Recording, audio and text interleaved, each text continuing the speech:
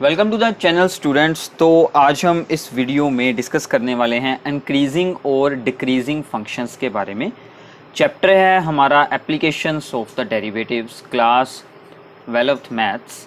ठीक है, मान लीजिए अज्यूम दैट कि हमारे पास एक एफ फंक्शन है जो कि रियल वैल्यूड फंक्शन है और उसमें एक हमने चूज़ कर लिया है इंटरवल। ये जस्ट हमें यहाँ पर सिलेक्ट करना है क्योंकि हम किसी इंटरवल में ही फंक्शन को देख सकते हैं कि वो इंक्रीज़ कर रहा है या फिर डिक्रीज़ कर रहा है। इसका मतलब हम ग्राफिकली सबसे पहले इसकी अंडरस्टैंडिंग करेंगे। ठीक है, इंक्रीजिंग फंक्शन का मतलब कि उसका ग्राफ ऑलवेज इंक्रीज हो रहा हो। ऐसे मतलब अगर हम x की वैल्यू इंक्रीज करते हैं तो ग्राफ इसका ऑलवेज अपवर्ड डायरेक्शन में ही जा रहा हो। ठीक है, और मान लीजिए यहाँ से इसका ग्राफ ऐसे हो गया है स्ट्रेट, ठीक, और फिर से वो मान लीजिए इंक्रीज कर रहा है। अगर हमने कोई इंटरवल चूज किया है कि यहाँ से लेकर x की वैल्यू और हमें यहाँ तक इस फंक्शन को ऑब्जर्व करना है। ठीक है, अब यहाँ पर क्या हो रहा है कि मान लीजिए यहाँ पर कोई x1 वैल्यू है, ठीक है, और यहाँ पर वैल्यू है कोई x2।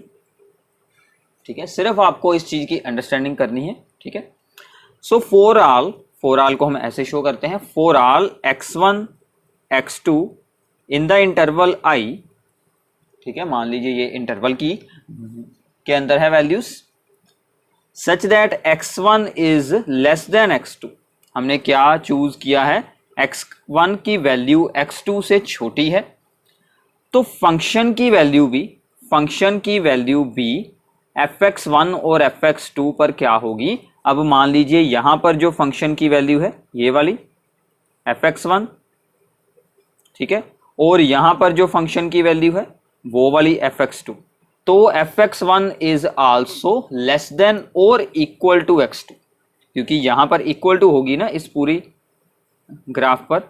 तो इसका मतलब हमें यहां से क्या रिजल्ट मिल रहा है, जस्ट इसे आपको अंडरस्टैंड करना है कि अगर हम x1 की वैल्यू x2 से लेस देन चूज करते हैं तो फंक्शन की वैल्यू भी इन दोनों पॉइंट्स पर लेस देन और इक्वल टू ही हो सकती है। ऐसे फंक्शंस को हम क्या बोलते हैं, इंक्रीजिंग फंक्शन।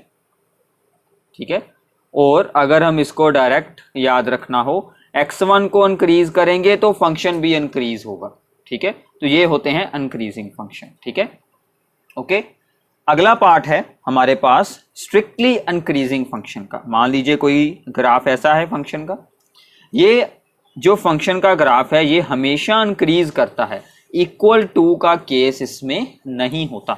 तो इस केस में क्या होगा कि x1 less than x2, then fx1 is also less than fx2, not equal to. Equal to का साइन यहां से हट जाएगा तो हम इसे क्या बोलते हैं, स्ट्रिक्टली इंक्रीजिंग फंक्शन।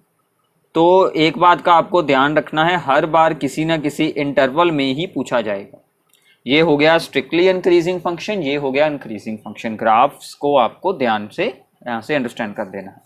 अब इससे ऑपोजिट बात करते हैं, अगर x1 की वैल्यू इंक्रीज की जाए, अगर x की वैल्यू इंक्रीज की जाए बट वहां पर फंक्शन की वैल्यू डिक्रीज हो तो वो क्या बन जाएगा, डिक्रीजिंग फंक्शन। तो ये ऐसे ही रहेगा, हमने x1 और x2 चूज किए, x तो इंक्रीज ही होगी ना जब हम इस साइड पर मूव करेंगे, बट अब क्या हुआ, फंक्शन की वैल्यू डिक्रीज हो रही है। फंक्शन की वैल्यू x1 पर ज्यादा थी, fx2 उससे हो गया कम। So fx1 is greater than equal to fx2, तो ये बनेगा डिक्रीजिंग फंक्शन। ये क्या बनेगा, डिक्रीजिंग फंक्शन। तो यहां पर सभी जगह पर फॉर ऑल वाली कंडीशन आएगी। ठीक है, वो आप लोगों को याद रख लेनी है। ओके, ऐसे ही सिमिलरली अगर कोई फंक्शन ऐसा है कि वो हमेशा डिक्रीज ही कर रहा है, ऑलवेज डिक्रीजेस, तो उसका क्या बन जाएगा, x1 less than x2 and fx1 is greater then fx2, so this is strictly decreasing function. ये क्या बन जाएगा, स्ट्रिक्टली डिक्रीजिंग। तो हमारे पास 4 टाइप्स के फंक्शन हो गए हैं, increasing, strictly increasing, decreasing, strictly decreasing. Okay, एक और ग्राफ हम यहां पर देखते हैं। अगर कोई ग्राफ ऐसा हो, मान लीजिए वो इंक्रीज भी कर रहा है डिक्रीज भी कर रहा है, अगर मैं ये इंटरवल यहां से सिलेक्ट करता हूं, इंटरवल पर डिपेंड करता है, ये बात का आपको ध्यान रखना है। इस इंटरवल में ये ग्राफ सबसे पहले हुआ है इंक्रीज, फिर हुआ है डिक्रीज। सो अगर हम इसको ओवरऑल देखेंगे तो हम इसको क्या लिखेंगे, नाइदर, इसमें लिखेंगे नाइदर इंक्रीजेस नॉर डिक्रीजेस। ठीक है, ना तो ये फंक्शन डिक्रीजिंग है और ना ही ये फंक्शन जो है यहां पर इंक्रीजिंग है।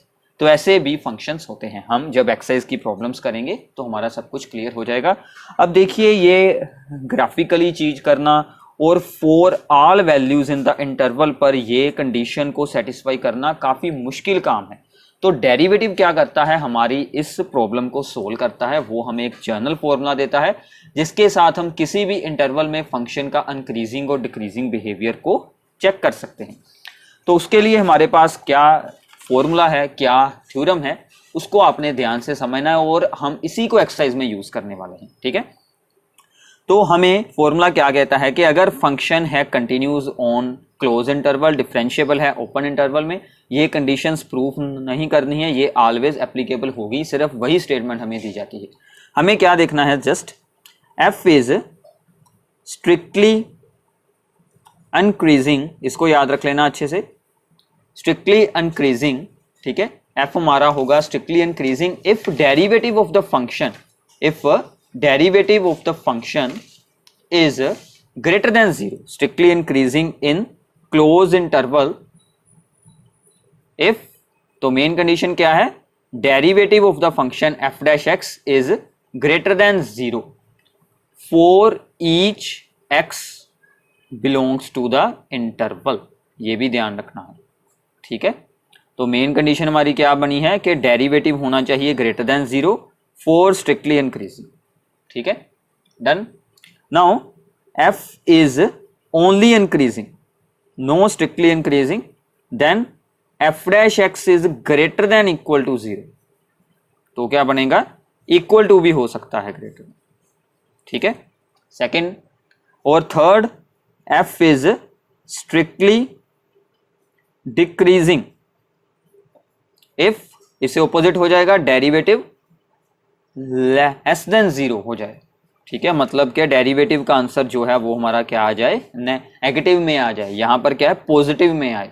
ठीक है, तो वो हो जाएगा स्ट्रिक्टली डिक्रीजिंग। हमें सिर्फ यही देखना है, इंटरवल हमें दिया होगा या हमें खुद सोल्व करना होगा, इंटरवल में ही ये सब कुछ हमें देखना है कि डेरिवेटिव का साइन क्या है, जस्ट हमें यही देखना है। F is decreasing only if f dash x is less than equal to 0। अगर ओनली इक्वल टू 0 आ जाए then that function is constant function, अगर उसका डेरिवेटिव इक्वल टू 0 आ जाए। तो प्लीज इन कंडीशंस को याद रखें। इसके साथ अब हम एक्सरसाइज को स्टार्ट करेंगे 6.2 एक्सरसाइज को। पहले इन सभी कंडीशंस को अच्छे से नोट डाउन करें। इन सभी कंडीशंस को प्रूफ करने के लिए हम मीन वैल्यू थ्योरम को यूज करते हैं, जो हमने पिछले चैप्टर में रीड की थी। मीन वैल्यू थ्योरम के साथ इनके प्रूफ्स आपकी बुक्स पर दिए गए हैं, जस्ट उन्हें रीड करना है, जस्ट रीड करना है, जस्ट आपको ये कंडीशंस हमारी यूज होंगी, इन्हें साथ में याद करना है। ओके, अब हम इससे जो हमारा अगला पार्ट होगा उसमें हम एक्सरसाइज स्टार्ट करते हैं 6.2।